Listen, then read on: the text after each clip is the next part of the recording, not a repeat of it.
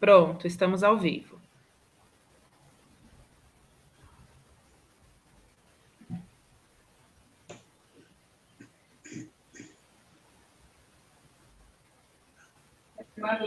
Você manda o link para gente, Uhum.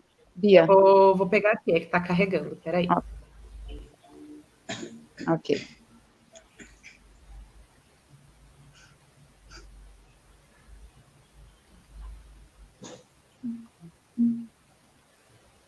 Pronto, Helena, você prefere que eu te envie aqui ou pelo celular? Pode ser aqui mesmo, tanto faz. Somos dois. Bom, Fê, esse seu quadradinho aí pode ser assim, ó, ou abertura.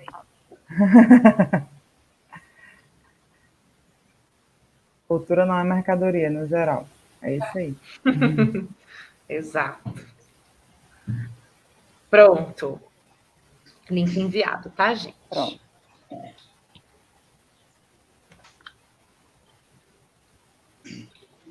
Então, espalhem aí, meninas, por favor.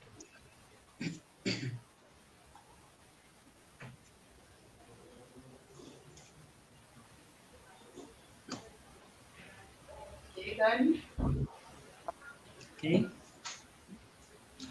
Bom, boa tarde a todas e todas. Nós somos o Coletivo Comum, antiga Kiwi Companhia de Teatro. Eu sou a Daniela, junto com a Beatriz, Fernando e Fernanda. A gente vai dar continuidade ao nosso Coletivo Comum Convida, ciclo de conversas sobre um país fraturado. Os nossos 2 primeiros encontros foram sobre arte, política e fascismo.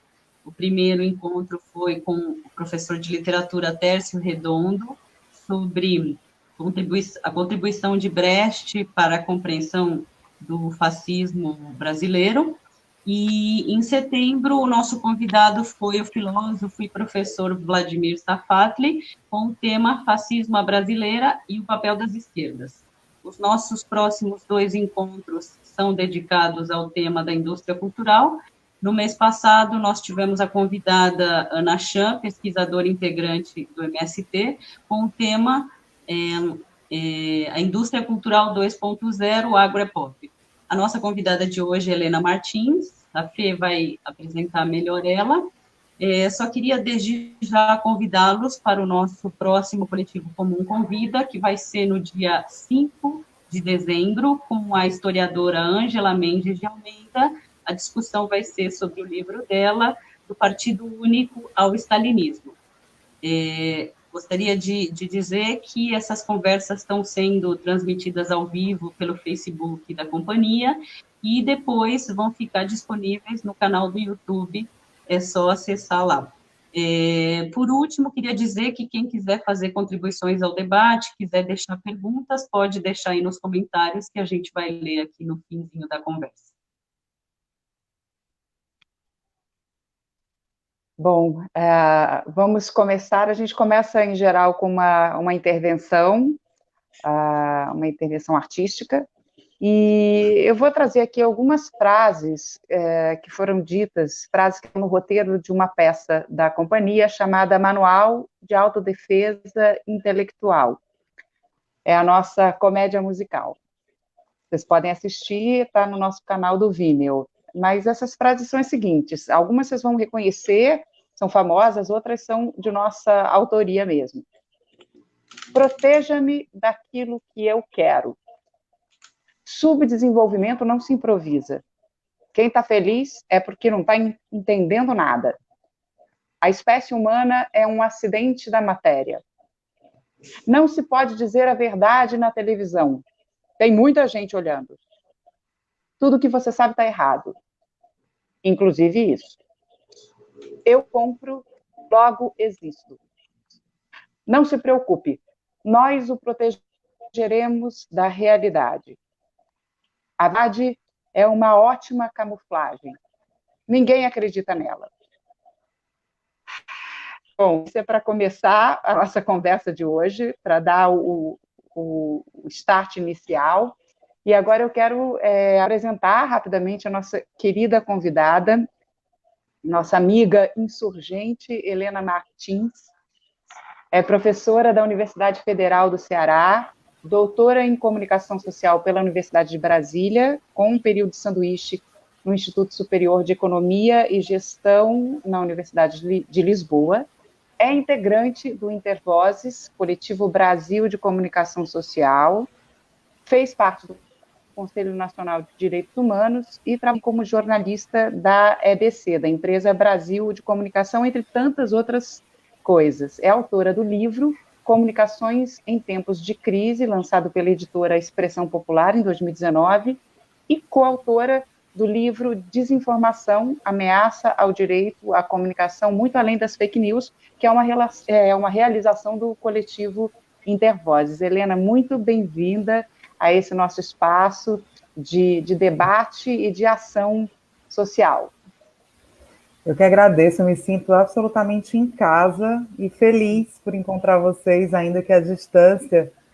A gente tem tido a oportunidade de trocar em vários espaços, né? E fico muito, muito feliz pela oportunidade de trocar com vocês e aprender mais também sobre cultura revolucionária. Obrigada, Helena. A gente vai fazer algumas perguntas para você e aí você se sente à vontade, vai respondendo e a gente vai pegando as perguntas do público, como disse a Dani. Pode ir, Dani. Helena, a gente gostaria de começar essa conversa com o conceito de hegemonia. Ele tem sido bastante importante e útil para a gente pensar em comunicação e cultura. E a gente gostaria de saber como é que essa contribuição do Gramsci se insere nesse contexto aí. Pois é, eu já há bastante tempo, assim, nos meus estudos, eu abracei, de fato, essa discussão sobre a hegemonia, porque me parece que ela, embora forjada ali nas primeiras décadas do século XX, né, ela se mantém, se atualizou e talvez até ganhando mais força no tempo presente com a maior presença das mídias, dos meios de comunicação em geral na nossa sociedade, né. O Gramsci, ele tem uma contribuição importante no sentido de resgatar a totalidade da sociedade, né. Então, fugindo daquele marxismo mais ortodoxo que colocava, de fato, a economia não só como determinante, mas como uma impositora, né, em relação às outras dinâmicas da vida da sociedade, ele vai colocar essa dimensão da produção do consenso, né, a partir da discussão sobre a hegemonia. Então, ele vai definir a hegemonia como uma combinação entre coerção e consenso, o que é fundamental também para a gente pensar, sobretudo em sociedades como a brasileira, né, onde a necropolítica e outros problemas, né, desse tipo são tão presentes, estruturais e constantes na nossa história, né, que a violência também ela não é descartada. Mas até para ela ser utilizada, né, e sobretudo para que uma sociedade se mantenha, é fundamental que os grupos consigam articular uma produção hegemônica para, inclusive, né, gerar um pacto social em torno de um bloco histórico que consiga se afirmar. E além do Gramsci também, que vai discutir isso e vai ressaltar o papel dos aparelhos privados de hegemonia, como escolas, igreja e, né, na época dele, jornais especialmente, mas a gente pode falar hoje em todo o ecossistema midiático, né, com suas várias expressões, mas eu também faço questão de relacionar isso com a produção do Raymond Williams, que ali nos anos, né, já na segunda metade do século XX, vai resgatar também o Gramsci, inclusive num diálogo com o Thompson.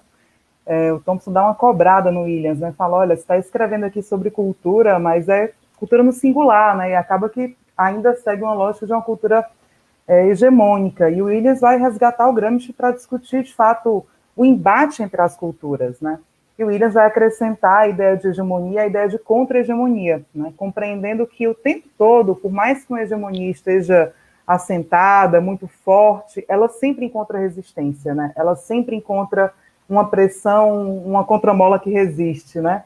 Então, e isso é permanente na história, né? Então, acho que essas, não colocaria nem como brechas, mas esses esforços, né, de furar, de fato, e construir uma contra-hegemonia desde já, desde agora, me parece muito importante de ser ressaltado, sobretudo porque a gente vive num tempo onde, efetivamente, na batalha ideológica, né, me parece que nós perdemos, mas isso não quer dizer que a gente não possa também manter, né, os nossos esforços contra-hegemônicos no sentido de ir cutucando e produzindo uma outra vida, né? E para finalizar essa primeira intervenção e abrir espaço para a roda, porque acho que a ideia é essa, e vocês podem, né, dizer se puxa mais por aqui ou por ali, fiquem à vontade para isso, mas queria colocar que do meu ponto de vista, é fundamental, além de, né, resgatar essas contribuições do Gramsci, do Williams, né, que estavam ali muito numa tentativa de construção, especialmente o Williams, né, ele falava expressamente isso, de um materialismo cultural, né, que conseguisse colocar, de fato, a cultura não no lugar do reflexo, não no lugar do espelho, né, como rapidamente algumas passagens do Marx mesmo, acaba que foi posto, né, mas eu juntaria esse esforço de compreensão e de elaboração desse marxismo cultural também com a perspectiva de ver a cultura como um espaço que também tem economia, que também tem outras dimensões. Aí eu terminaria essa primeira conversa falando, né, da perspectiva que eu abraço particularmente, que é da economia política da comunicação, que vai ressaltar que, ao longo do século XX, o que nós tivemos foi exatamente, né, como dizem autores como Graham e outros, uma lógica de transformação da cultura num espaço, né, para acumulação do capital, em uma lógica de acumulação do capital e cada vez mais importante, inclusive, né? Então, acho que compreender também que essas mesmas corporações, grupos que produzem a cultura hegemônica hoje, também são as mesmas corporações que estão aí no topo do ranking das mais consideradas mais valiosas nas bolsas de valores, etc., né? Então, ontem mesmo, enfim, toda aquela expectativa do mercado, né, esse ente que paira e que é bastante valorizado pelos meios hegemônicos, né, sempre muito presente na Globo News e em outras expressões dessas, né, eles estavam falando de como a Nasdaq estava reagindo às eleições nos Estados Unidos, né, a bolsa de valores que tem essencialmente companhias de tecnologia, né. É impressionante, ela estava em queda, enfim. E eu pensava exatamente isso, né, são as mesmas corporações que estão aqui produzindo os espaços, né, que se conformaram em esferas públicas tão importantes, que forjam uma lógica de cultura, uma lógica de conversação social, né, que estão aí também impactando fortemente a dinâmica econômica no tempo presente. Então, pensar a hegemonia, né, resgatando sobretudo essa perspectiva da totalidade, da dialética entre as diversas áreas e campos da vida, acho que é muito importante, continua sendo muito potente. Helena, eu vou puxar o gancho da sua primeira resposta, né, que você falou sobre esse campo de estudos, né, que é a economia política da comunicação. Se você pudesse falar mais um pouco sobre esse campo, porque, né, juntar economia com comunicação e quais são esses conceitos, quais são os conceitos que são trabalhados nesse campo? É uma teoria recente, né? Então dialoga bastante com a atualidade. Quais são esses diálogos possíveis também? É um campo bem contra-hegemônico, né? Sobretudo porque abraça o marxismo, dialoga também com outras perspectivas teóricas, mas tem, né, um pé fundacional, de fato, no marxismo, a gente faz questão de ressaltar isso.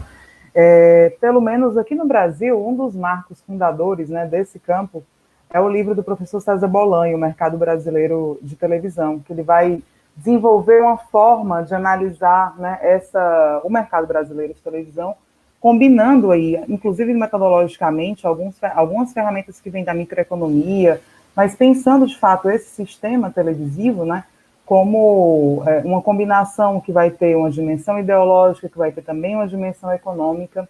E esse movimento de elaborar uma teoria, né, com essa perspectiva de buscar evidenciar aí essa dupla dimensão, digamos, ele é um movimento que acontece simultaneamente em vários países. Isso é bem interessante. Na América Latina, de uma maneira geral, né, já tinham perspectivas críticas, marxistas também, sobre as comunicações, né, a gente pode lembrar aqui do Armando Matelar, né, que vai desenvolver bastante no Chile, e outros tantos, mas também acontece quase que simultaneamente no Reino Unido e em outros países que começaram a perceber, né, essa lógica de uma industrialização da superestrutura, né, termo que é bem utilizado pelo Garnier, um dos autores, em um dos textos seminais assim, desse campo. E é um pouco diferente do que, por exemplo, eu colocava a Escola de Frankfurt, né, que vai falar ali da indústria cultural, que vai destacar também essa lógica de produção industrial, mas talvez a própria Escola de Frankfurt ela ficou numa dimensão muito filosófica, né? E acho que essa vertente, né, ela vai buscar analisar mais os próprios sistemas, a forma como eles se organizam e tentar descrever, né, analiticamente, o funcionamento deles. Então, para não me alongar muito, mas vou dar um exemplo aqui de um conceito, né, ou de alguns conceitos que eu gosto bastante, que está também em outro livro do César Bolanho, que vai discutir indústria cultural, informação e capitalismo, esse é o título do livro, que ele vai pensar qual é o lugar, né, quais são as funções exercidas pelos meios de comunicação ao longo do século XX. Ele vai apontar 3 funções, né, a função propaganda, a função publicidade e a função programa. E aí eu acho que elas têm bem a ver mesmo com aquilo que a gente estava conversando já na primeira resposta sobre a hegemonia, né? Porque ele vai destacar que os meios de comunicação têm um papel fundamental, em primeiro lugar, quando fala em propaganda, né, de legitimar o sistema. Então, tudo aquilo que a gente coloca o tempo todo, né, os meios de comunicação diuturnamente colocam como se o sistema capitalista fosse ahistórico, inclusive, né? Como se ele tivesse sempre existido e fosse sempre a única possibilidade, né, existente de arranjo de sociedade. Então, essa legitimação do sistema que a gente vê, por exemplo, quando, mesmo em meio a uma pandemia, como a gente está vivenciando, né, não se coloca em xeque as estruturas, não se coloca em xeque essa organização dessa sociedade, né, mas o tempo todo tenta se voltar ao novo normal, né, enquadrar as questões, né, dentro de uma lógica de continuidade, não de ruptura, né, ela é muito, muito presente. A outra função mencionada é a função publicidade. E aí tem, de fato, né, essa lógica de ficar o tempo todo estimulando a compra de mercadorias, né? Nós não tivemos, né, nós não teríamos tido, inclusive aqui no Brasil, né, ali nos anos 70, né, o desenvolvimento tão grande dessa lógica de mercadoria, né, dos bens de consumo e etc., se também naquele mesmo período a gente não tivesse a organização, né, da indústria cultural brasileira, particularmente com o monopólio e o crescimento, né, muito expressivo do Grupo Globo, né, antiga Rede Globo de televisão, que concomitantemente também vai se expandindo junto com essa lógica, né, dos bens de consumo e etc., né. E eu sempre gosto de mencionar o pensamento indígena, né, que vai colocar assim, é o povo da mercadoria, né. Nós viramos, de fato, o povo da mercadoria, e isso acontece porque os meios de comunicação estão o tempo todo colocando que essa é a forma de ser feliz, essa é a forma de existir, etc. Então, essa lógica, né, de estimular esse giro da mercadoria é o que o Bolanho vai chamar aí de função publicidade, né, fundamental também. Mas ele aponta que seria muito redutor imaginar que isso acontece, sabe aquelas teorias em vários campos, né, na sociologia, na psicologia e também na comunicação, que reduzia um pouco o papel da sociedade e colocava só, né, como se a gente fosse objeto de manipulação apenas, né. Então, para superar também essa lógica, o Bolanho menciona o que ele chama de função programa, que é um pouco da tradução dessas dinâmicas mais amplas para o cotidiano da vida das pessoas, né. Então, como é que a indústria cultural dialoga com aquelas perspectivas emergentes, às vezes, retrabalha aquilo, enquadra na sua forma de apresentar os problemas. A gente poderia pensar aqui no feminismo, ou então nas culturas populares, né, como sempre a indústria cultural busca essa lógica de retrabalhar, né, enquadrar nos seus parâmetros e fazer com que aquilo tenha sentido nas nossas vidas, né.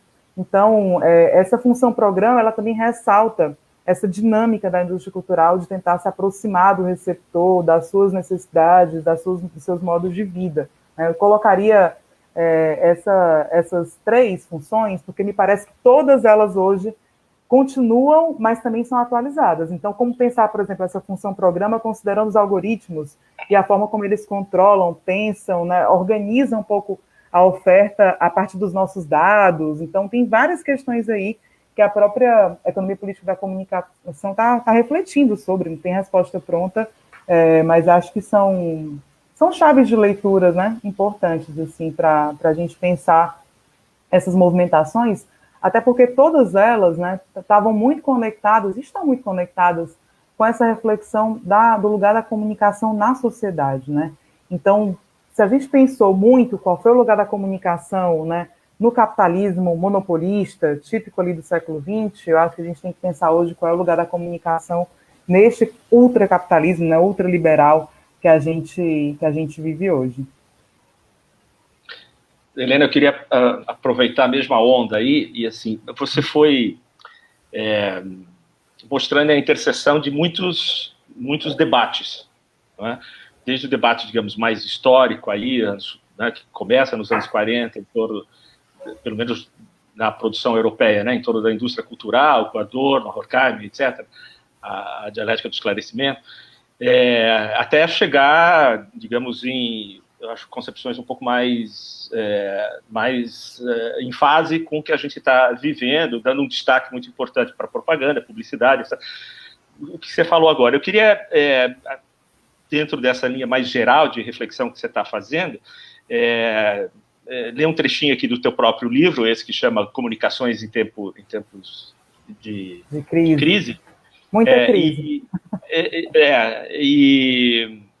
E você podia acrescentar ali, comunicações em tempos de muita crise, colocar um parênteses ali. Mas para te perguntar daí sobre algo, assim, digamos, mais específico, né? Mas a questão ainda geral, que eu destaquei aqui rapidamente, assim, para quem não leu o teu livro, você diz no momento que a penetração da cultura dominante ocorre de tal forma que até os setores que sofrem as consequências pensando códigos, representações e valores, por mais que esses códigos, representações e valores, estejam em contradição com a sua própria realidade vivida. Bom, teria um debate para se fazer aí sobre essa contradição com a própria realidade, porque elas não aparecem como contradição, mas a questão que eu queria te colocar, à luz, inclusive, do que você diz logo na sequência, você vai dizer, então, que está cada vez mais difícil, inclusive em função disso, né, da reprodução de códigos, representações e valores dominantes na sociedade, está cada vez mais difícil viver de forma contra-hegemônica, algo que você falou agora aqui há pouco, né? E logo na sequência você também vai falar, aí tentando apontar uma resposta que, aí usando Gramsci, que você já fez referência aqui, sobre a ideia de ter uma resposta, um projeto integral, né? Essa é a questão, digamos assim, a reflexão geral. Aí, indo para o específico, queria ver o que você pensa sobre essas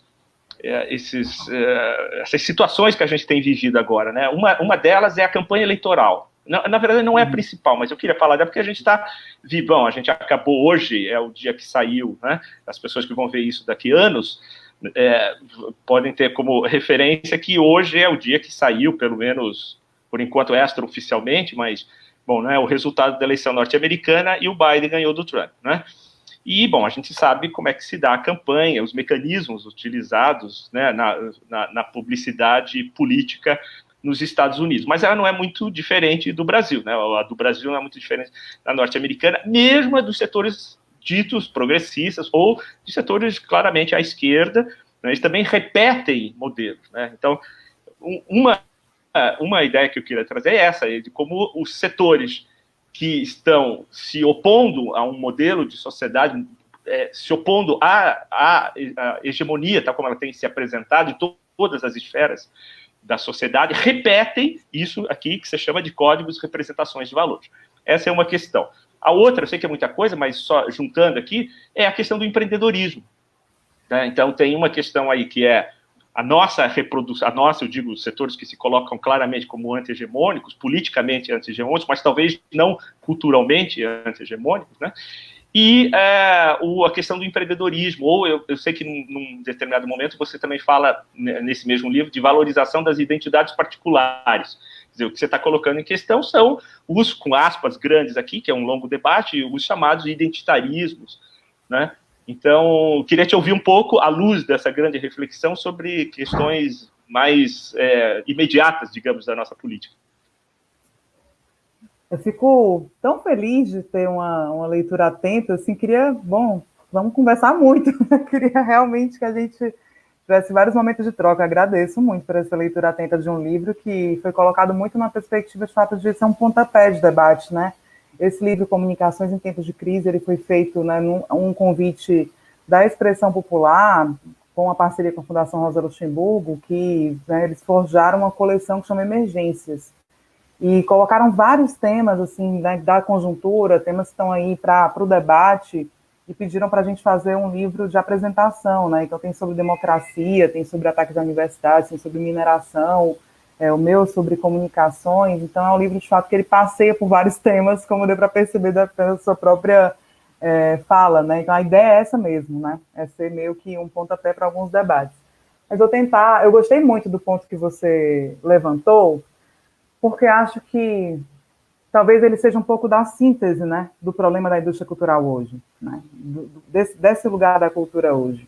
Como eu coloquei na resposta anterior, a indústria cultural ela sempre pensou formas de se apropriar das nossas próprias culturas, inclusive culturas populares, e retrabalhar e se apresentar, né? O Adorno, inclusive, dizia que não tinha nada de alternativo. Tudo virava um nicho de mercado. E eu fico pensando, nossa senhora, quantos movimentos, né, hoje, até culturais, assim, que parecem alternativos, pode ser do K-pop ao resto, não acabam virando um nicho de mercado. Como, inclusive, essas resistências, né, como o feminismo, mais uma vez, ou a questão, né, antirracista e etc., são, de alguma forma, também utilizadas ou disputadas, acho que a palavra mais correta é essa, né, disputadas pela indústria cultural de uma forma que ela seja apresentada e que ela caiba na sua lógica, né? Então, coloca lá uma mulher empreendedora e como se isso fosse, né, uma mulher empreendedora da favela, e isso é a saída para o problema, né, da falta de emprego e da desigualdade social. A gente vê isso constantemente, né? Agora, se isso já existia, e como você bem colocou, né, todas essas reflexões, elas estão no Gramsci, elas estão no Raymond Williams, porque, de fato, eles percebiam essa complexidade da arquitetura da hegemonia, né? Eles percebiam essa complexidade e até mesmo a impossibilidade, acho que é correto falar isso, de uma homogeneização total, né, da cultura. Eles o tempo todo estão apresentando que é muito difícil manter essa lógica da hegemonia, porque as culturas elas são dinâmicas e porque elas são forjadas a partir de vários espaços, das experiências de vida, como eu coloquei, né, da igreja, das escolas, dos meios de comunicação. Então, é uma arquitetura muito complexa e o tempo todo muito disputada, né, nesse sentido também da contra-hegemonia, como eu já mencionei. Mas, quando eles falavam, né, dessa lógica de uma tentativa de construir um projeto, né, que o Gramsci vai falar do jornalismo integral, mas a gente pode pensar de uma cultura contra-hegemônica de uma maneira geral, eles falavam isso em um momento onde ainda não existia uma força tão penetrante como a gente tem hoje. Não à toa, o próprio Raymond Williams, ele começa a estudar, né, vocês sabem disso muito melhor do que eu, ele vai começar a estudar literatura, né, ele parte ali dos estudos ingleses sobre literatura, depois é que ele vai se aproximando das políticas de comunicação. E tem um dos últimos livros dele, me parece, ele se chama A Larga Revolução.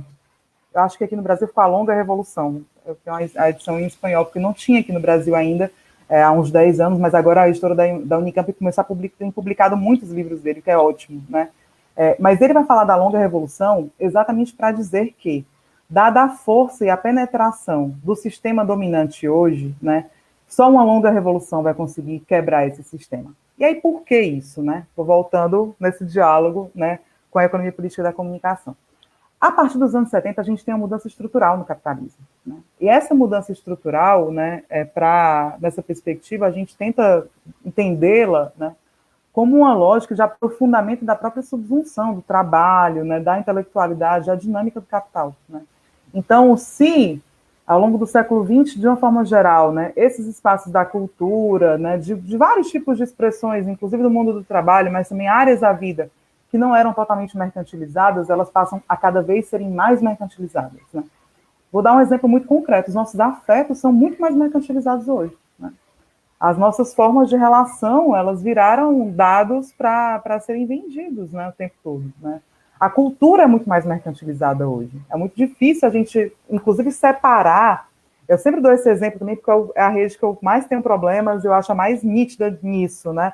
É muito difícil separar no Instagram o que é um post sobre a vida, os afetos, a sociabilidade, e o que é uma publicidade, né? A nossa própria vida, ela virou uma publicidade. E essa lógica do empreendedorismo que você traz, ela também está nisso, né? Nós gerenciamos as nossas redes sociais e, portanto, né, uma certa expressão das nossas vidas como se fossem empresas, né? Em busca de likes, em busca de sucesso, em busca de realização.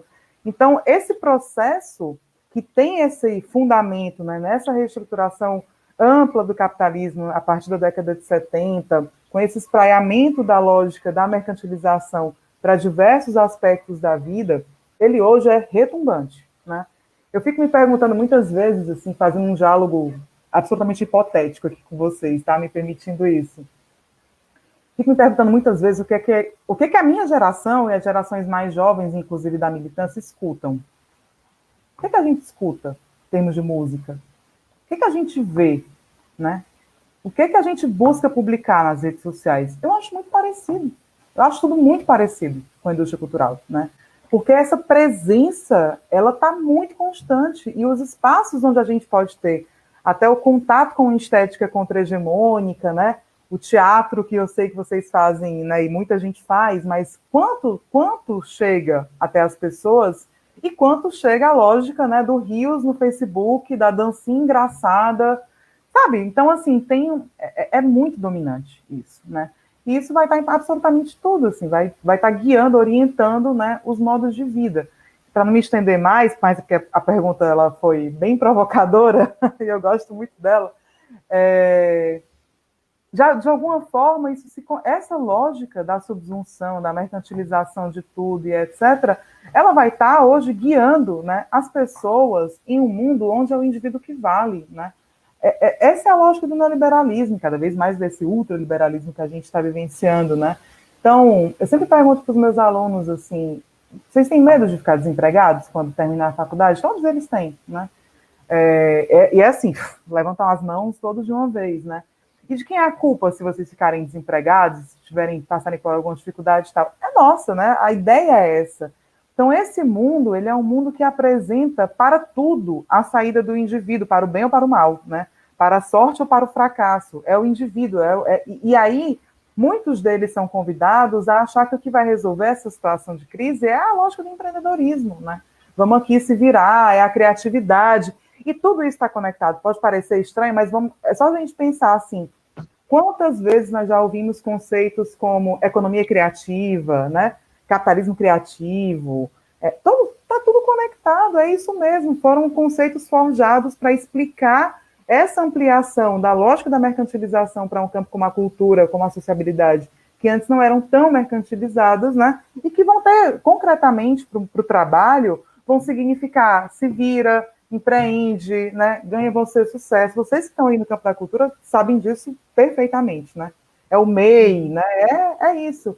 Então, acho que é uma presença retumbante dessa lógica e com o Raymond Williams, assim, só uma longa revolução mesmo para a gente conseguir enfrentá-la e ir construindo essas resistências que passam, né, obviamente, pela afirmação de outra estética, de outra ética, mas também por outros vínculos, né, afirmar a solidariedade, afirmar a coletividade, né, enfrentar essa coisa do individualismo e perceber que tudo isso está em disputa, né? Esses sentidos todos estão em disputa, né?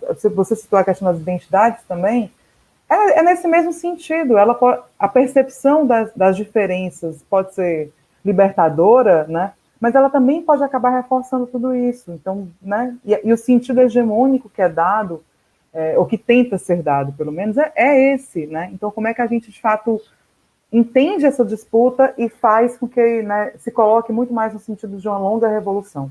Eu só queria voltar rápido na questão da... Parei, desculpa, mas você provocou bem. Não, é só porque eu fiz uma referência também às eleições e que eu acho que a gente não precisa se estender nesse tema, mas é porque eu acho que ali tem um dilema, talvez, importante, que é nós precisamos, quer dizer, os setores que se pretendem contra-hegemônicos, dialogar com o máximo de pessoas possível. Isso, em geral, no nosso trabalho, seja a gente no teatro, como você fez referência agora, ou na política, no sentido estrito da política partidária, sindical, movimentos sociais. E, para se comunicar, a gente precisa usar os códigos que são compreensíveis. Então, é por isso que eu dei o exemplo do momento eleitoral, das campanhas eleitorais, né, dos partidos de esquerda ou progressistas, porque ali tem uma tensão não resolvida, talvez, não é? Entre como comunicar, como conseguir dialogar, como, inclusive, capturar a atenção, um grande tema, que eu sei que você trabalha também, né, como, né, a atenção é uma mercadoria, né, os olhos do público, né, dos espectadores, dos telespectadores, dos internautas, é uma mercadoria. Como fazer isso sem incorrer, justamente, no modelo que está sendo combatido, né? Eu lembro, só para dar um exemplo, eu lembro, talvez, não sei se você lembra, eu sou mais velho, não pareço, mas sou daquela propaganda das grávidas do PT, com as roupas brancas num campo, numa pradaria, uma coisa assim, não é? Eram, acho, dezenas de mulheres grávidas, quer dizer, usava toda uma lógica, uma música, ela devia ter uns violinos no fundo, quer dizer, tem todos os códigos, você vai ticando, assim, os códigos né, mais clichês, digamos, né, do apelo fácil à emoção, etc. Mas podia dar vários outros exemplos, né, ou palavras de ordem, coragem, honestidade, enfim, né, que são de campanhas atuais, por exemplo, elas repetem um modelo bastante usado, digamos assim, né, e comprometido com esse modelo hegemônico que a gente está criticando. É por isso que eu falei das campanhas.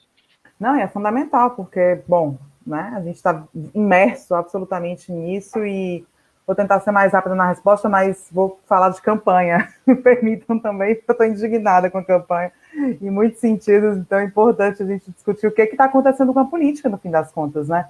Essa lógica que eu citei, né, de um espraiamento, né, do campo da comunicação, a maior importância dela tem a ver exatamente com esse processo também, assim. Muitos campos sociais, eles passam a estar muito mais dependentes, né, dos códigos da própria comunicação, né? A comunicação, ela vai se espraiando, é óbvio que por outras áreas vocês podem ver também, né, esse espraiamento de outras questões, mas a gente lê isso a partir das teorias da comunicação e muita gente fala da mediatização, né?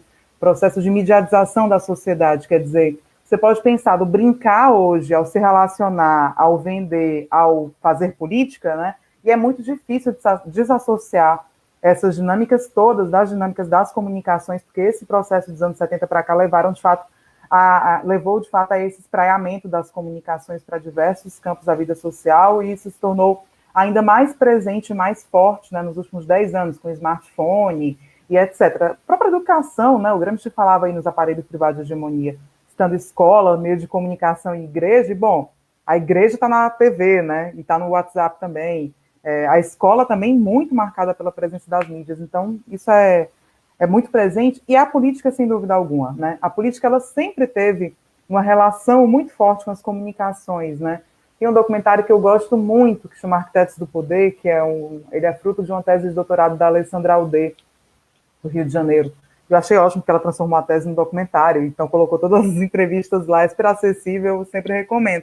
Ele vai falar como desde o Vargas para cá, né, até a gramática da política ela foi mudando, para poder se adaptar. Então o Vargas falava mais devagar, porque sabia que ia ter a cobertura do rádio.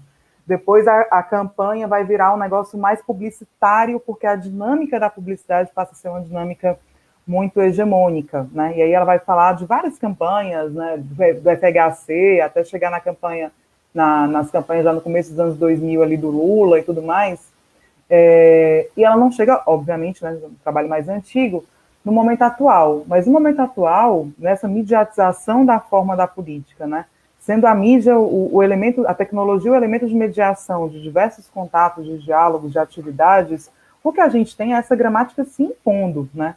E eu comentei muito isso com a Beatriz e com outras pessoas aqui, né, nossa participação lá na JITcast, fica a dica.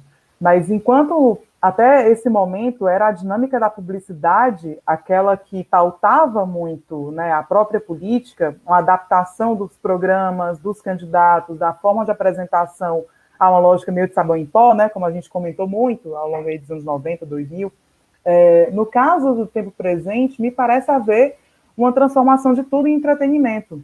Isso não é à toa, né? O Facebook, essas redes, né, elas já entenderam há algum tempo que é o entretenimento, é a vida pessoal que rende mais like, presença constante, que tem essa lógica, né, de permanência nas redes. Né? Não é a notícia que gera o engajamento e tal. É isso, né? Já há algum tempo o Facebook tem privilegiado, ele fala isso, privilegiado conteúdos que ele chama de pessoais, né? Aliás, se a gente abrir aqui o Facebook, a perguntinha que ele tem, acho que ainda é o que você está fazendo, alguma coisa assim, né? As redes, elas são desenhadas para estimular isso, né? E isso passa para a política, e não é para uma escolha nossa. Aí é muito importante dizer isso, é porque a gente sabe que o que funciona é isso, porque a gente está sendo absolutamente, né, obrigado a disputar a sociedade dentro de estruturas que funcionam de formas alheias às nossas escolhas, né? Elas definem por seus algoritmos, por suas lógicas de funcionamento, o que é que funciona ou não. Eu não posso colocar um texto grande no Twitter, eu não posso colocar, se eu quiser fazer sucesso no Instagram, no Facebook, eu sei que eu tenho que colocar uma foto, e quanto mais pessoal, inclusive, a foto, mais provavelmente ela vai render bem. Então, sabe, essas coisas todas, elas vão gerando modificações. nessa estética, nessa ética, porque as duas coisas estão muito bem vinculadas, né? E inclusive na democracia, né? Se a gente for pensar a importância da separação entre o público e o privado, é algo estruturante dos regimes democráticos, né? Republicanos e tudo mais. Está na Hannah Arendt, está em vários autores, né? E hoje não, né? As pessoas têm que abrir a sua casa, ou como fez um candidato aqui essa semana, né? Impulsionando um conteúdo que era ele sem blusa, fazendo comida, sabe? Gente, e isso bomba, porque, né, ele paga para bombar, também tem isso, né? As redes viralizam, é tudo meio, tem que ser engraçado, e gera, é meio falem mal, mas falem de mim. Então, assim, é uma redução. Não era o Renato Roseno. Claro que não, o Renato não permite nem falar em casa, nem nada. É o Célio Studas, do PV, que passa o tempo todinho impulsionando o conteúdo, ele com os cachorros em casa, ele é isso, né, sem blusa em casa, ou uns vídeos assim patéticos. Então, sabe, é uma redução da política impressionante. Infelizmente, isso dá like. Isso dá like, dá voto. E aí é muito importante considerar, junto com o Morozov e outros tantos autores que têm denunciado, eu vou colocar nesses termos, né, essa lógica das plataformas, é que isso não é à toa, né? Essas plataformas, elas não funcionam com uma ética preocupada com o debate público e etc. O objetivo delas é obter lucro, é de manter a atenção das pessoas, elas, né, entenderam, até porque, né, muito do que nós fazemos, elas leem, analisam, né, a partir de vários mecanismos de Big Data e tudo mais. Então, elas promovem, de fato, esse tipo de conteúdo e vão subvertendo a própria forma da política, né? Aliás, não só nas plataformas, né? A gente sabe que se você participa de um debate, de uma entrevista e faz uma fala meio lacração, isso vai render bem nas redes. E aí você passa a se condicionar a fazer essa fala, que é para as redes, inclusive na televisão, inclusive, entende? Então, várias esferas passam a ser organizadas a partir daquilo que funciona nas redes, a partir dos códigos dominantes pelas próprias redes. Isso quer dizer que é impossível ter contra-hegemonia na rede? Não, né? O tempo todo a gente afirma essa necessidade da contra-hegemonia. Mas, de novo, é cada vez mais difícil. Até porque, para aparecer hoje, né, depende muito do pagamento. Eu não sei se quem está assistindo a gente sabe aqui, mas até ontem, eu olhei isso ontem, hoje já deve ter uns milhõezinhos a mais, mas até ontem, o volume de recursos colocados no Facebook e no Instagram para impulsionamento de conteúdo sobre eleições já ultrapassava 46 milhões de reais, aqui no Brasil.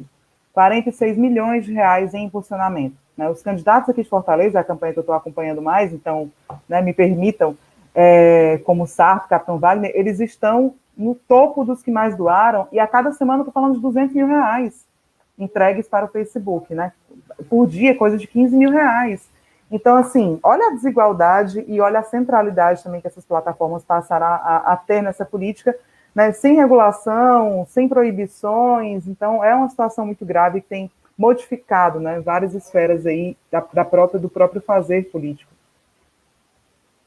Helena, nossa, esse debate acho que interessa muito a gente, assim, especialmente, né, da forma e conteúdo, ou do quanto a ficção também invadiu as nossas vidas, né, invadiu a realidade, né, invadiu os jornais televisivos, né, a própria ideia do jornalismo, né, você faz muito mais ficção, né, um dos nossos estudos, por exemplo, é sobre storytelling, né, um dos trabalhos que a gente quer desenvolver. Então, é muito bacana a gente estar discutindo essa questão da forma e do conteúdo.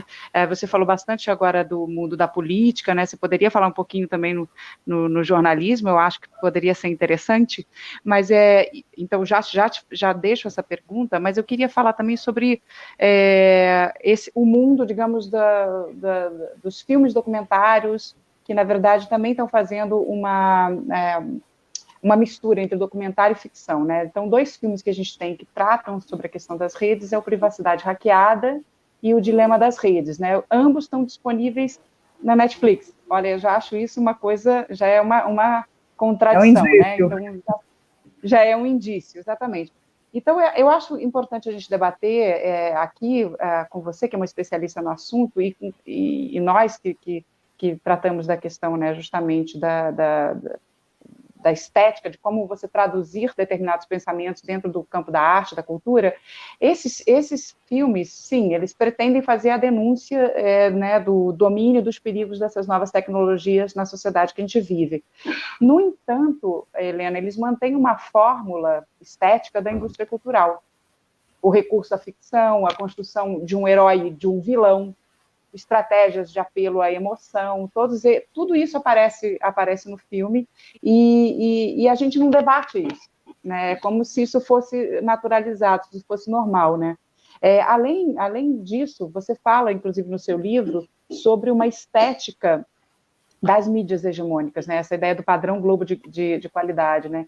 Então, como é que a gente pode, na sua opinião, produzir esses conteúdos que rompem com essa bolha, né, da mídia dominante, sem romper com a forma também dessa mesma mídia dominante, né? Isso tanto no campo da cultura, da indústria cultural, quanto no campo do jornalismo, né? Bom, vou deixar aqui só a minha opinião. Eu acho que esses filmes, eu sei que você também já falou sobre isso, além dos problemas no que diz respeito à forma, eles também são bastante limitados, né, politicamente, né? Eles não chegam ao cerne da questão, né? O que produz todos esses problemas, todo esse horror, né, do domínio das redes, né? Eu acho que eles não chegam aí, não se fala, ou se fala pouquíssimo em mudanças estruturais sistêmicas, né, saindo do capitalismo, por exemplo, né? Mas eu gostaria de me ater mais a essa questão da forma. Será que você pode desenvolver um pouquinho essa ideia? Posso dar uns pitacos, porque certamente você sabe muito mais disso do que eu. Então, vou dar uns pitacos porque eu sou convidada, né? As pessoas podem te ouvir longamente sobre isso sempre, e certamente vai ser muito legal, porque vou falar muito a partir de uma experiência até, sabe? Quando eu entrei como você falou lá no comecinho, eu trabalhei, né, na Empresa Brasil de Comunicação, na EBC, jornalista lá, antes de ser concursada aqui pela UFC. E eu fui trabalhar na TV Brasil, logo que eu cheguei lá na EBC, né? E, bom, eu lembro que logo que eu cheguei, assim, tinha uma conversa com a diretora, né, de jornalismo e tal, e ela falou assim, olha, aqui a gente faz comunicação pública, a gente não seguimos a Globo e tudo mais. E eu lembro nitidamente que eu estava dentro dessa sala dela, que era meio um aquário, mas na redação, que era assim, aqui, sabe, dava para ver pelo vidro do aquário, tinham 3 TVs na Globo. Então, e era assim, né? Estou falando isso, é triste pensar, mas os próprios cursos, eles têm essa estética como a estética que forma, né? Se a gente for perguntar, lá na TV Brasil mesmo a gente falava muito isso. A gente começou, eu era editora do Jornal Repórter Brasil, uma das editoras, né, de texto, e a gente sempre passou a colocar na reunião, assim, de pauta, a seguinte pergunta: como a TV pública deve cobrir isso? Porque se a gente não se perguntava nem isso, né, o que acontecia, e isso era muito recorrente, e isso não é um julgamento moral, estou falando de, né, avaliação mesmo da nossa formação como profissionais em jornalismo, era as pessoas comemorarem. Escolhi a mesma sonora que o Jornal Nacional escolheu. A gente ouvia isso, entendeu? É comum ouvir isso. Putz, ficou muito parecido com o Jornal Nacional e tal. Por quê? Porque é a estética dominante, né? Que forja a gente. É muito difícil, numa sociedade que não tem um sistema público de comunicação, a gente conseguir, inclusive, imaginar como é que pode ser e o que é que pode ser, né? Então, eu lembro, eu tô com essa imagem da TV Brasil na minha cabeça, então vou mais uma com ela, né? Eu lembro de uma matéria que eu fui fazer, que era sobre era uma peça que estava sendo exibida em Brasília, do Plínio Marcos, e aí eu falei assim para o editor, né, de imagem, não vai ter, para o repórter, não vai ter off, vamos fazer só as falas encadeadas, né? E a galera achou viagem aquilo, nossa, como assim não vai ter off, que é aquela narração do jornalista e tal, né? E a gente, não, gente, é uma peça de teatro que está passando só em Brasília, que a gente vai colocar no Jornal Nacional. Não tem nenhum sentido falar, olha, vai ter aqui, está disponível aqui, horário tal, fazer um serviço disso, sabe? Não tinha sentido. Vamos trazer a história dessa peça, que era da época da ditadura militar e tal. E a gente fez aquilo, né? E com muito medo, sabe, da coisa dar errado e não sei o quê. Mas o fato de eu estar lembrando disso é porque isso não era comum, né? É porque isso era excepcional, tentar, inclusive, romper essa estética dominante, né? Então, assim, o jornalismo ele é muito pautado por essa lógica, E aí, como você disse, né, agora já é uma outra coisa. De novo, eu acho que essa tendência que eu estou colocando como hipótese, mas quero muito aprofundar isso, é essa transformação em tudo em entretenimento, né? No campo da publicidade se fala muito hoje em marketing de conteúdo. Aí eu acho uma graça, na verdade é uma propaganda que parte de uma historinha que não diz que é propaganda e que se apresenta como uma história. É isso, né? Mas ganhou um outro nome de marketing de conteúdo, que inclusive camufla o fato de ser uma propaganda. Né? Então torna tudo meio a ficção, a realidade, tá? Mas é uma propaganda, está vendendo a mercadoria, a gente tinha o direito de saber disso. Né? Então, assim, são até estratégias de tornar as coisas mais palatáveis, né? E menos, inclusive, reguladas. Isso está no jornalismo. E aí a gente poderia pensar, putz, é muito legal, afeta mais as pessoas, né? O storytelling mesmo, que você colocou, também quero estudar, não tive tempo ainda, mas quero muito estudar, porque é uma forma da gente, talvez até contra-hegemônica, de partir das histórias de vida para sensibilizar as pessoas. Imagina, falar de uma ocupação dando serviço é uma coisa. Falar de uma ocupação contando a história de vida da pessoa que está lá, né, da mulher que está lá dependendo daquele teto, né, tão precário, é outra. Agora, pensando isso de uma forma macro, né, estruturante, o que significa, né? Talvez a gente perca um pouco da dimensão, talvez de quantidade, talvez, né, da possibilidade de fazer o debate político mais profundo e tudo mais. Não tenho uma posição muito fechada, mas me incomoda, sem dúvida alguma, o uso disso na publicidade, especialmente porque aí é uma forma de camuflar, de fato, e transformar aquilo que é uma venda, né, em como se fosse algo meio da vida, né, em consumo a mais. Isso estou me fazendo muito clara, mas, enfim, esses dois elementos são muito próximos de mim, assim, que o que eu vivi no âmbito do jornalismo, em termos, né, desse padrão, e o que a gente vê hoje, especialmente na publicidade, mas também no jornalismo, em relação a isso. Basta você entrar em qualquer portal agora de notícia, né, e tem um monte de matéria que ela, na verdade, é história, é publicidade, que é apresentada como uma narrativa, né. Então, acho que é uma coisa para se pensar. Sobre os filmes, isso que você colocou, a estética, a ética e os limites que ele tem na apresentação, ele também vai ter na resposta que ele coloca, né. Não só ele transforma a coisa, né, numa narrativa de herói, de vilão e tudo mais, e isso, desde o Adorno, a gente sabe, né, é uma forma de individualização das questões. E não à toa a resposta que ele dá no fim é uma resposta individual. Então a gente usa melhor as redes, né, particularmente no caso, aliás, os dois, o privacidade hackeada, ele vai ter isso em relação a quem denuncia, né. Então, assim, nossa, foi a Britney Kaiser que foi lá e denunciou e tal, e de repente, putz, tem um monte de movimento social também colocando aí, né? Então tem um apagamento, inclusive, dessas lutas por outra internet, que são lutas já de tanto tempo, né? Que o Intervoz faz parte aqui no Brasil, mas outras organizações também, inclusive nos Estados Unidos, pressionaram muito.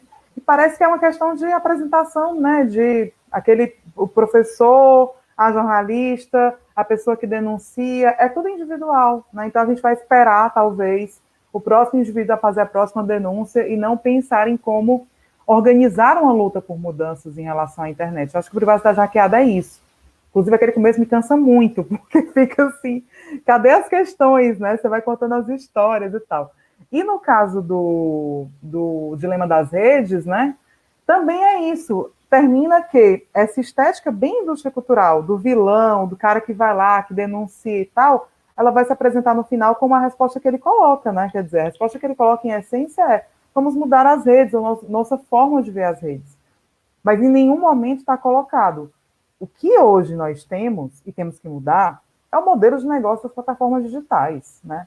E isso não se dá por falta de conhecimento. Em vários países, caso dos Estados Unidos, inclusive, onde nós temos, né, a produção desses filmes, o debate sobre quebrar essas empresas para impedir que elas possam atuar em tantos segmentos diferentes, né, do carro, no caso do Google, do carro automático, a busca, passando pelos vestíveis, né, dispositivos vestíveis, aos aplicativos, aos celulares, etc. Esse debate da quebra já está colocado, né? E está bem colocado. Inclusive, animou bastante o debate prévio nas eleições norte-americanas. Então, assim, isso não vem à tona, né? Então, essas mudanças estruturais, elas não aparecem. Fica muito ali dentro de uma esfera, né, que pode ser palatável, pode ser uma forma de apresentar o problema e tal, fazer chegar mais, mas é uma forma limitada, né? E, de novo, a gente sabe, desde Adorno, que essas escolhas, elas são escolhas, de fato, inclusive no ritmo, né? Tudo isso impacta, né? Vocês que atuam com teatro também disse muito melhor do que eu, assim. O fim, né? A ideia da indústria cultural de apresentar um fim, inclusive, é uma forma de amarrar as possibilidades de interpretação, né? Então, toda a construção que vai sendo feita, que vai levando para um tipo de saída, né? Para quem não conhece, não acompanha de perto o problema, né? De fato pode aparecer como é isso mesmo, vou mudar aqui, vou sair das redes, né? Tem inclusive aquele cara lá, que eu acho que ele era do YouTube, não lembro mais agora, mas que saiu das redes, que proíbe os filhos de usarem e tal. Para mim, o debate de regulação aparece, de proteção de dados pessoais, efetivamente, né? Então, assim, tem uma fala que eu gosto muito no filme, do Dilema das Redes, que é da Shoshana Zuboff, que ela vai falar sobre o mercado de dados, comparando com o mercado, né, da escravocrata, com o mercado de órgãos e etc. Eu acho que ela fala é muito potente, mas ela some depois, né? Não tem um debate sequer da regulação. Tudo bem, então como é que foram então as leis sobre isso e tal? Então acho que essa questão são vinculadas, né? A estética certamente tem a ver com o tipo de conteúdo que ela quer levar. E, bom, isso também, você falou do padrão Globo, né? Esse é o histórico, né? Esse é o histórico desses meios todos. Eles constroem padrões que têm um padrão político também, uma opção política que vai conformar essa opção estética. Legal, Helena. A gente conversou até um pouquinho sobre isso quando a gente gravou o Agitcast, né? Que é sobre essa formação das bolhas, né? Dentro das redes sociais, enfim. E aí a gente acaba tendo essa falsa sensação de que as pessoas concordam com a gente, né? E aí, com todo esse aumento de youtubers progressistas, né, ou até de esquerda, a gente tem visto muitas pessoas substituindo a formação política por meio de leitura, grupos de estudos, envolvimento com organizações, né, como partidos e movimentos sociais, pela formação virtual, né? A gente tem visto essa substituição, que corre o risco de ser superficial, falha, não coletiva, né, sem cotejamento de ideias, enfim. Como você entende que tem acontecido nas redes? Até bom você falar das bolhas, que na minha resposta lá sobre a política hoje, eu esqueci de mencionar a relação, eu falei muito dos políticos, mas esqueci de mencionar a relação com o eleitorado também, né? As bolhas, elas fragmentam o debate, né? Constroem realidades muito particulares, né? O meu mundo é quase socialista, assim, eu nunca vi nem um rótulo que o Instagram coloca quando tem desinformação denunciada, eu nunca vi, né? Porque, de fato, a minha rede era muito protegida. Assim como para outras pessoas, a rede dela pode ser toda de direita, né? E, de novo, assim, o impacto disso é uma construção de percepção sobre o mundo, não é uma coisa individual, é a forma como eu vejo o mundo, como eu faço análise, inclusive de conjuntura, como eu percebo as forças e como eu me coloco. Os filmes que a gente mencionou, e os autores também, como Morozov e outros tantos, eles apontam também isso, né? Essa possibilidade da influência no comportamento do eleitor, da eleitora, como a gente já viu, inclusive, em casos como do Trump, ou mesmo do Bolsonaro aqui no Brasil, e outros tantos mais, né? Alguns autores têm falado em modulação de comportamentos, outros falam em psicopolítica. Sei que fato é que, né, há uma influência, de fato, nessas nossas formas de viver, de ser e estar, inclusive no campo da política, né? E muitas vezes nós podemos, em geral, não perceber, mas se eu só recebo recomendações no YouTube, por exemplo, vou fazer a ponte com a segunda parte da pergunta, de canais de direita, as minhas possibilidades de compreensão do mundo, elas vão estar limitadas, né? Se eu só recebo recomendações de canais polarizados, extremistas, né, as minhas formas de percepção, elas vão estar impactadas por isso. E estou colocando esse exemplo não por uma escolha qualquer, mas porque já várias pesquisas apontam, né, que o YouTube favorece canais polarizados e extremistas exatamente porque para ele é mais interessante, porque vai gerar controvérsia, porque vai gerar um tempo maior, né, uma atenção mais dedicada para aquele conteúdo, porque o bizarro, o estranho, né, chamam a atenção, isso a psicologia explica muito melhor. Então, isso já tem acontecido. Então, esse impacto, sem dúvida alguma, é importante. E aí a gente pode olhar também para esse impacto na produção desses conteúdos, como você colocou, né? Como eu coloquei lá compartilhei com vocês minha impressão lá no Agitcast, há uns anos atrás eu teria mais estranhamento e talvez até mais crítica à produção de conteúdo nesses espaços, porque são espaços também que eles são permeados por essas dimensões, né?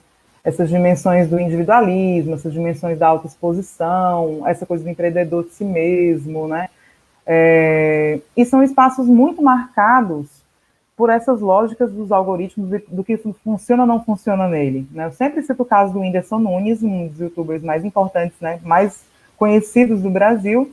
Uma pessoa falou que entrou em depressão porque tinha uma sobrecarga extrema de trabalho, porque tem um volume, inclusive, de produção que tem que ser feito, porque se não tiver tantos vídeos por semana, o YouTube derruba o alcance dele, né? Então, é uma liberdade muito questionável, né, que se tem naquele espaço. Assim como se a pessoa fizer um tipo de conteúdo, talvez esse meu fundo aqui tenha pouca adesão, porque tem uma estética também que funciona mais, né? E eu acho que tudo isso está muito pouco claro, até porque a dinâmica dessas redes é uma dinâmica muito opaca. Mas eu estou orientando um trabalho de um estudante que chama Luísa, que é sobre a participação de youtubers mulheres no YouTube, obviamente. E ela vai questionar o que se fala sobre gênero, né? No começo, ela tentou ver os 10 primeiros os canais mais impactantes, né, com maior projeção, números mesmo de alcance e tal, no YouTube. Não tinha mulheres. Aí depois ela teve que ampliar para 15, também não tinha. Depois ela ampliou para 20, tinham 2. Aí ela resolveu o seguinte, não, vou pegar 2 homens e 2 mulheres para ter o que discutir, porque senão eu vou falar do silêncio sobre gênero no YouTube. Quer dizer, alguma coisa tem. É difícil saber o quê, porque a lógica da opacidade não permite a gente saber, inclusive, como é que o algoritmo organiza a distribuição, se ele favorece ou não canais de homens. Não, mas não é absurdo pensar isso, se ele favorece canais de extrema-direita, mas nós não conseguimos saber, né? Agora, quem está produzindo está, de alguma forma, enfrentando esse sistema e tentando construir de novo aquela contra-hegemonia que a gente já mencionou, né? Assim como a gente fazia e faz em relação à rádio, à TV, aos jornais, está ali no YouTube também, tentando construir aquilo, né? Com todos os riscos que isso tem de ser capturado por essas lógicas ou não. Mas me parece relevante e importante destacar que sem isso, sequer opção as pessoas teriam, né? Então, comentei lá, né? Eu vejo o canal da Sabrina Fernandes, eu vejo o canal da Boitempo. Aliás, depois que eu gravei o Agitcast, eu fiquei lembrando de uma coisa maravilhosa que eu fiz na quarentena, né?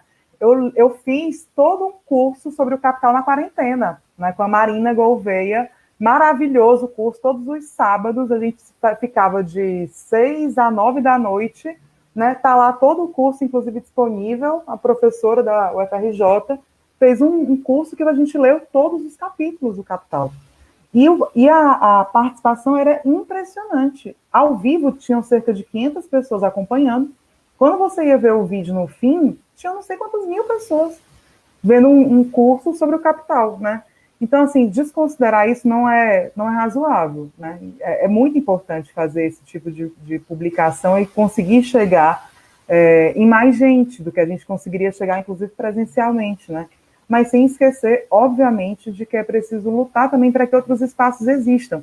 Até porque pode ser muito ilusório imaginar que esses espaços estão aí abertos, livres, para a gente simplesmente participar. Daqui a pouco o YouTube pode passar a cobrar. E a gente não sabe quanto é que ele vai cobrar, porque a decisão é só dele, né? Não é nossa. Então, são esses limites que eu acho que tem que ser postos sempre, né? E aí, voltando àquela dialética da produção e do debate de estrutura.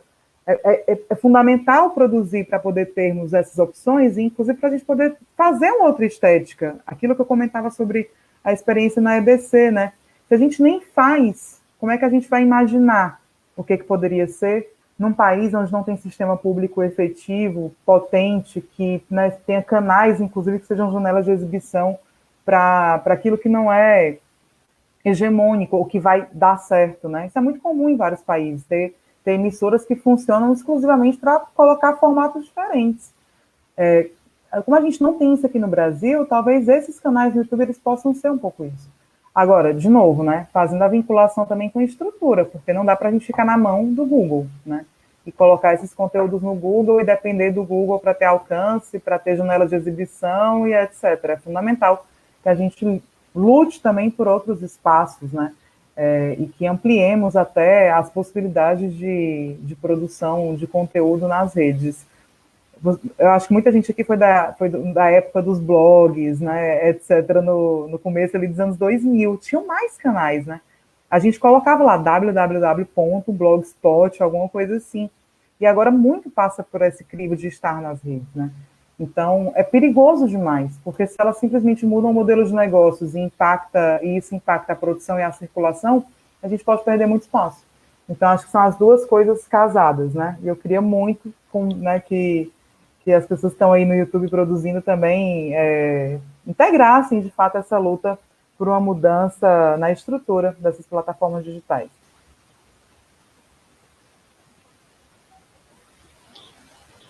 Lena, você pode falar um pouquinho para a gente de como o debate da comunicação se relaciona com outras pautas sociais importantes, como, por exemplo, a luta contra o racismo, o patriarcado, a precarização do trabalho e etc.?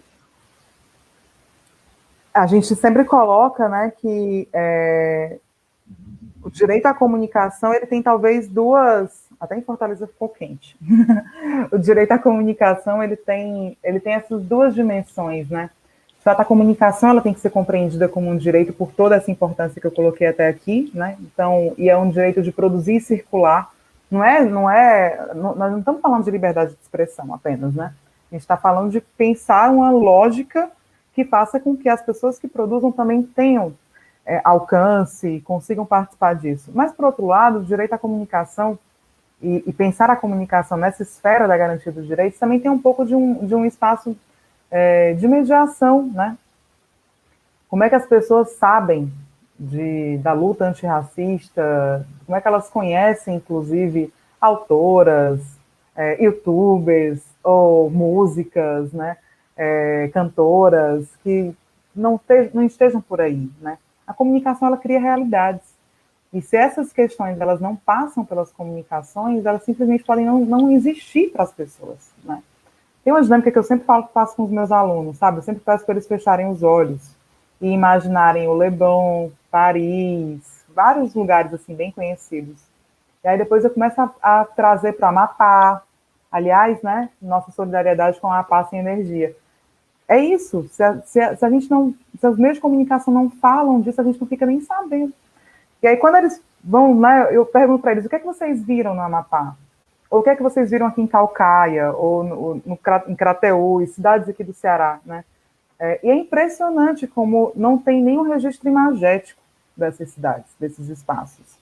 Se eu não tenho nem esse registro imagético, como é que eu vou compreender quais são as lutas, quais são as demandas, quais são as reivindicações, né? Então, assim, existir ou não. Não à toa é tão importante a gente ter conteúdos que falem sobre as lutas, né, nos meios de comunicação, porque dá uma visibilidade fundamental, né? Então, a luta pela comunicação é a luta, por exemplo, contra o extermínio da juventude negra. A partir do momento que a gente entende que são os programas policialescos, né, que historicamente construíram a ideia de que bandido bom é bandido morto e de que a juventude negra e pobre tem que ser exterminada, porque ela é criminalizada todos os dias nesse programa, né? A luta pelo direito à comunicação, ela tem tudo a ver com a luta dos povos indígenas, porque também é uma luta por existência. E se a gente pensar que a gente não tem indígenas na TV, a gente não tem um canal indígena, coisa que os meios, por exemplo, garantiu na Argentina, um canal Mapuche, como é que eles vão mostrar a produção deles, o modo de vida deles? Como é que a gente vai poder ter acesso a outro modo de vida? Se é só esse modo de vida capitalista que é projetado nos meios de comunicação, né? A luta pelo direito à comunicação é a luta pela diversidade, porque é isso, as pessoas elas têm que saber que as outras existem, que existem famílias de muitos formatos, né, que existem pessoas de muitos formatos, com muitas orientações e com muitas escolhas, né. Então, acho que tudo isso passa hoje pelos meios de comunicação, e mais, né. Como é que a gente vai falar de emergência climática hoje se os meios de comunicação não colocam esse acento, né? Se eles conseguem o tempo todo ficar projetando uma lógica de capitalismo verde por aí, né? Estou falando isso do ponto de vista do conteúdo, mas quando a gente olha as estruturas, também essas questões estão relacionadas, né? Eu sempre acho muito sintomático que num país tão racista como o Brasil, o diretor de jornalismo da Globo tenha feito um livro que, né, fala que não existe racismo no Brasil. Eu acho muito sintomático que num país tão machista a gente tenha, né, um quadro absolutamente masculino de proprietários dos meios de comunicação, né? Mas mais do que isso, já em vários casos e países, né, os interesses se mostraram muito vinculados, e vou dar um exemplo para ficar muito nítido. Dada a época, acho que era 2014, o Facebook estava querendo fazer um projeto que ele chamou de Free Basics, inicialmente, que era uma lógica de dar internet gratuita. E aí chegou até a oferecer aqui no Brasil, né, Relembrar é Viver, tem até uma foto da Dilma Rousseff com o Mark Zuckerberg, ela com o moletom do Facebook, porque ele estava oferecendo também aqui esse projeto para cá.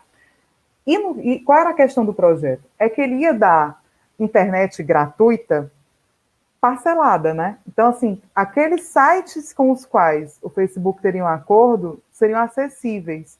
É meio que essa lógica que a gente tem no celular hoje, né, de zero rating, que é assim, eu só acesso os bancos ou aplicativos que não descontam crédito, né, que não descontam dados, né?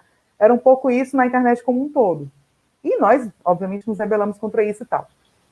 Na Índia, um dos sites que eram favorecidos pelo Facebook era da Monsanto. E a Vandana Shiva, que muitos aqui devem conhecer, né, foi uma das vozes de maior denúncia desse projeto. Que eles entenderam, né, ambientalista, que luta pela água e etc.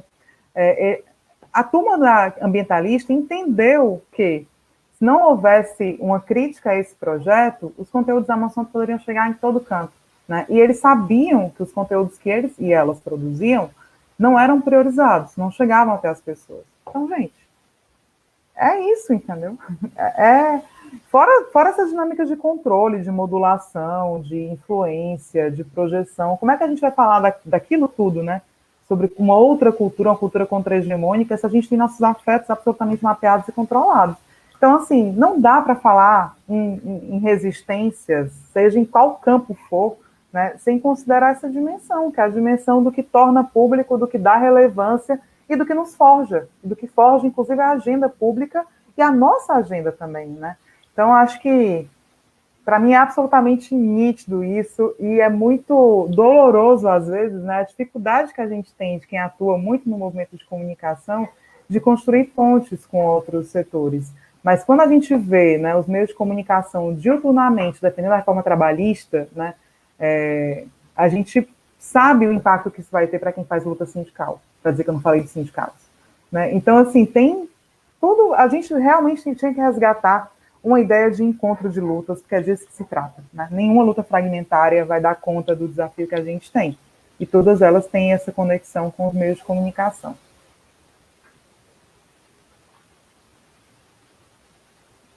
Oi, Helena, eu não sei se é propriamente uma questão, mas queria compartilhar uma reflexão contigo aqui.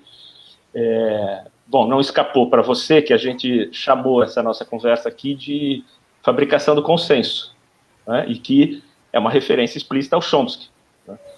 Que é um socialista libertário, tem um caminho bastante importante e, né, um certo campo da esquerda.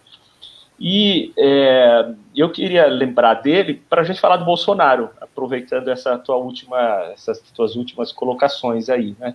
Assim, o Chomsky volta lá para os anos 20, né? E imagino até que você dê aula sobre isso também, ou pelo menos passe por esses temas, né? Quando ele cita, por exemplo, o Walter Lippmann, né, que escreveu Opinião Pública nos anos 20, né? Assim, que são os grandes, são quase que tratados da direita norte-americana tentando pensar um fenômeno da mídia, da publicidade, enfim, esses temas que ainda estão se consolidando nos Estados Unidos, né, e depois vão se espalhar pelo mundo inteiro, como a gente sabe, né? E eu queria juntar isso com o bolsonarismo, porque o Chomsky mesmo vai falar isso em alguns momentos. Ele fala do Big Stick e da Big Lie, né? Assim, quer dizer, o porrete, né? O porretão, e né? Então, esse instrumento de repressão no sentido duro, né? E a Big Lie como a grande mentira, né? Só que com o bolsonarismo, eu estou pensando alto aqui, mas é quase como se a gente tivesse esse Big Stick transformado, quer dizer, a gente tem novas camadas e elas não são boas. A gente volta ao começo da nossa conversa quando a gente disse que o livro tinha que chamar Em Tempos de Muita Crise, né? Então, além do Big Stick normal, a gente tem as milícias também, inclusive milícias digitais, que é um dos termos que se usa para falar sobre esses setores aí. E no campo da Big Lie, da grande mentira, a gente talvez possa usar, e aí eu sei que é um tema importante para você, que é o tema da desinformação. Quer dizer, você tem usado mais o conceito de desinformação do que propriamente o de fake news, né?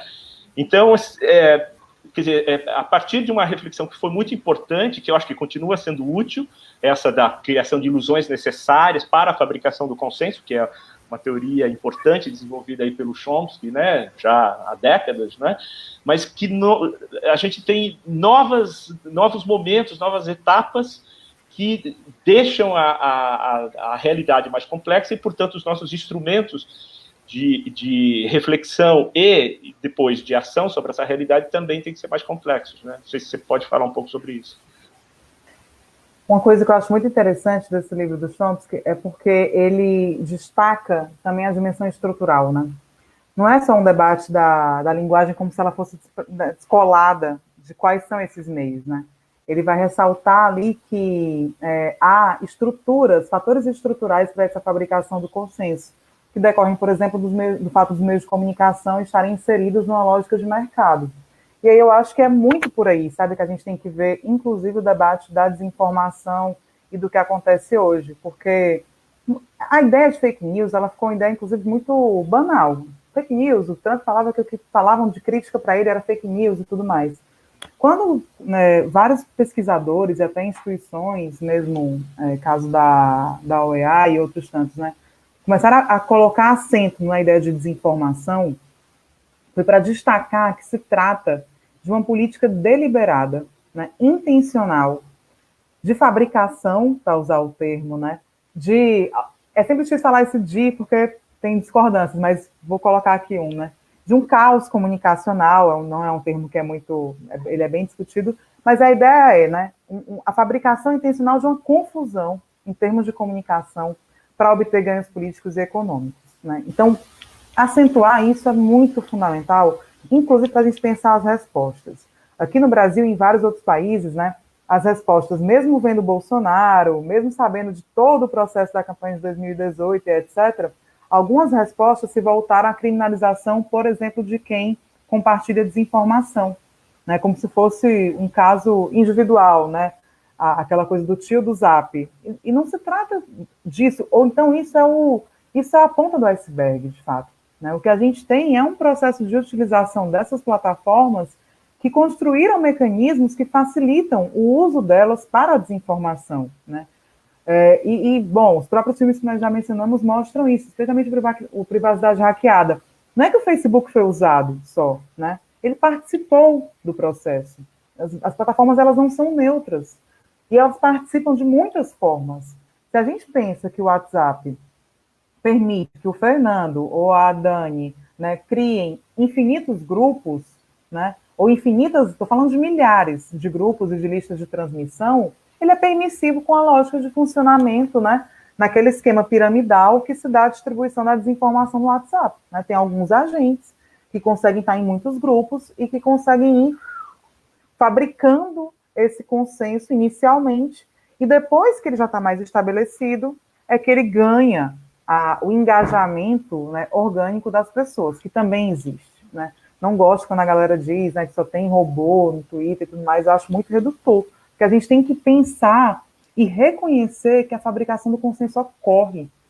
E algum elemento tem aí, né, que faz com que a pessoa veja uma mentira e tope, que ela topa, e compartilha ainda. Né? Tem um elemento subjetivo aí que não dá para a gente ocultar. Mas, sem dúvida alguma, ele é acionado por meio de várias estratégias de manipulação que são muito bem pensadas a partir da captura de dados pessoais e etc.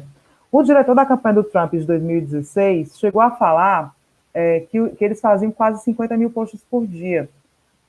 E eles modificavam, né, para segmentar aquela entrega até a cor, a fonte. Né? Então, olha o nível de tentativa de afetar a Bia, né? Olha, então, sabe, isso não se faz isso sem estrutura, também tem isso, né?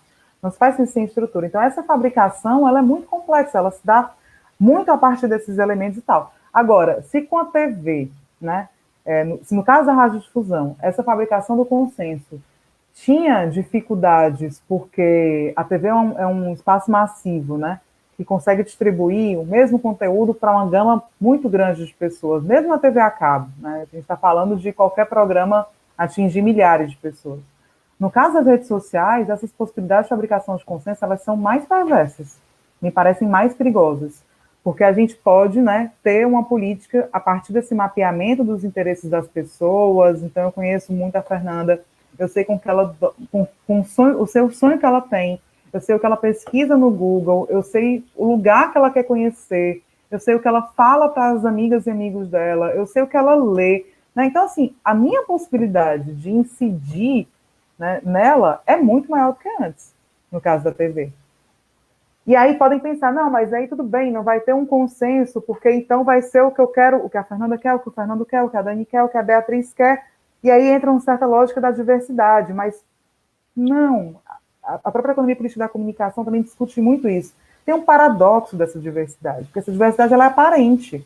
No fundo, né, por mais que as táticas dos 50 mil posts ou dessas publicações segmentadas, né, sejam voltadas para nos atingir nas nossas particularidades e singularidades, o sentido que elas caminham é o mesmo. Né? Então, elas não vão apresentar coisas muito diferentes, do ponto de vista do programa, né, da compreensão de mundo, dos valores e etc. Então, sim, se dá também a fabricação de consenso, mesmo que acionado a partir, né, de uma lógica mais pulverizada, me parece, do que acontecia no caso da televisão. Então, acho que, juntando um pouco dessa ideia da segmentação, da datificação, a gente tem estratégias que talvez sejam mais efetivas, por mais que os caminhos delas sejam mais diversos, né, nessa lógica de ir conformando grandes grupos.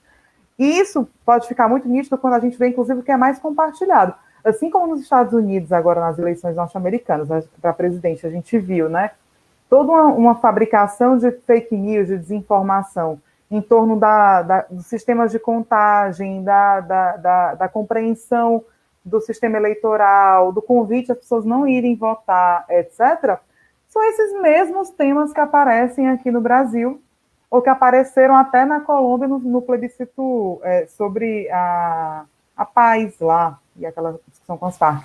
Sabe? Então, assim, são muito parecidos os temas.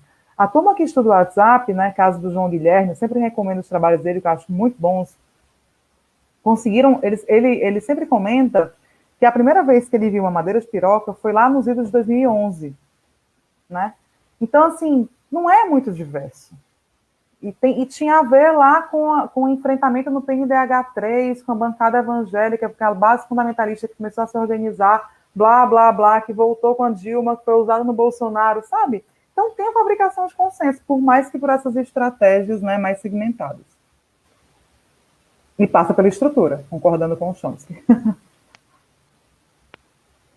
Helena, estamos chegando aqui no final, até por conta do teu horário e também do horário que a gente combinou contigo. E aí eu queria só te perguntar, por último, no teu mestrado, você fala sobre as estratégias de comunicação dos movimentos sociais, na verdade você fala do MST, né, os Trabalhadores Sem Terra. A gente teve com a Ana Chan, aí no último Coletivo Comum Convida, ela fala também sobre como o agronegócio ele utiliza as estruturas da indústria cultural para fagocitar a cultura camponesa. E aí eu queria te perguntar, para a gente terminar, e quais são essas estratégias que você encontrou de comunicação não hegemônica no MST e que você, enfim, tem diálogo com outros movimentos. Então, que estratégias são essas? Elas têm dado resultado? Né? Quais são as mais eficientes? Quais são as mais pertinentes? No que diz respeito a esse combate à desinformação que você acabou de dizer para a gente, assim, e se você quiser deixar também uma palavra final sobre isso, né, sobre as possibilidades de luta, de caminhos de luta que a gente tem aí, tanto no campo da comunicação, dos movimentos sociais, entrando também no campo da comunicação, nós, da cultura, que você deixasse um pouco deixasse a tua opinião também para a gente sobre isso, sobre esses caminhos. Engraçado terminar voltando para o tema que me mobilizou muito, assim, eu estudei MST na monografia e no mestrado, e estudei com essa perspectiva, né, de verificar as práticas contra-hegemônicas do movimento Sem Terra, que é um movimento que eu respeito muitíssimo, e que eu continuo achando o movimento que mais tem acúmulo sobre o debate de comunicação no Brasil.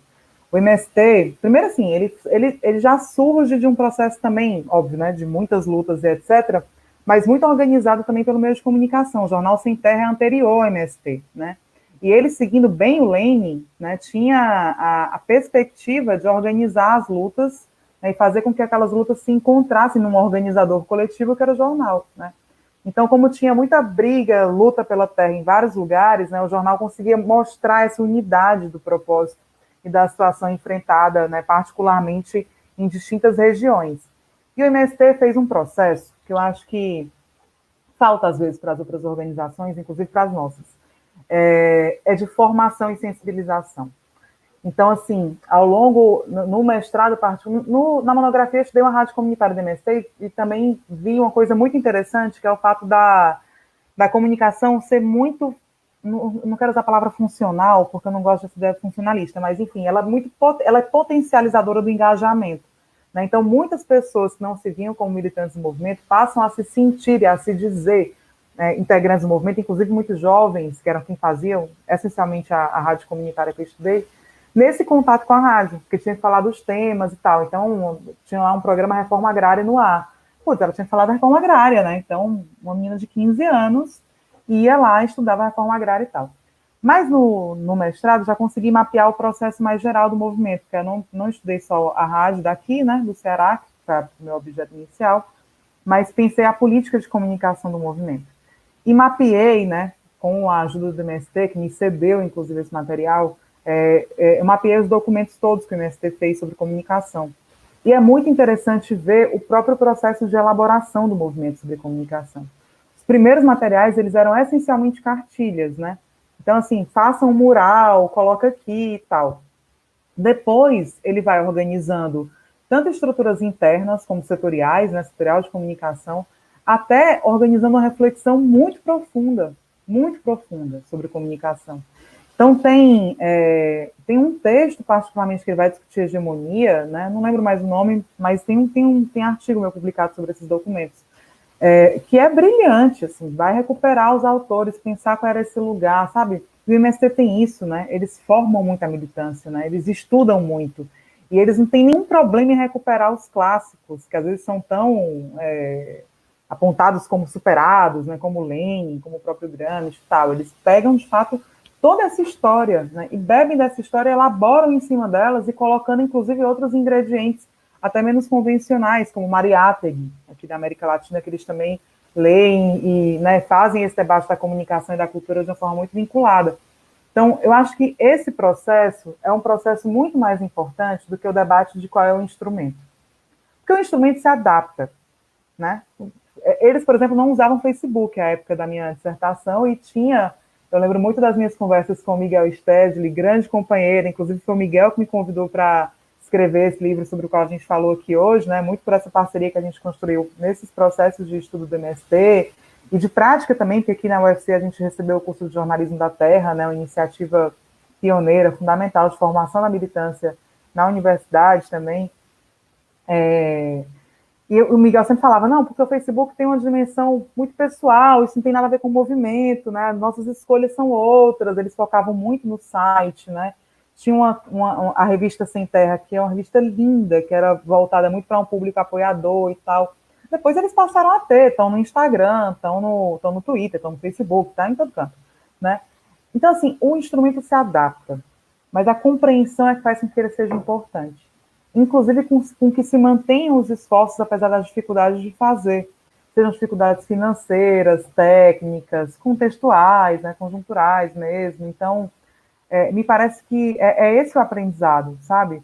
E essa coisa da formação da militância, a militância eu acho muito mais, talvez até resiliente à desinformação, porque, né, claro que assim, toda generalização é um risco, mas eu acho que eles têm esse esforço, né, de formação que é muito, muito, muito importante, e que muitas vezes, né, os outros movimentos têm dificuldade de ter, né? E aí isso ia para organização setorial de comunicação nos estados, né, sempre com homem e uma mulher, que é uma coisa muito legal, setorial nacional, né, inclusive acho que foi, eu não consigo mais pensar porque 2020 é um ano meio louco, né, mas muito recentemente eu participei de uma formação do MST, né, na própria Escola Florestan Fernandes, eles me convidaram para um ciclo de formação sobre vigilância e tecnologia, entendeu?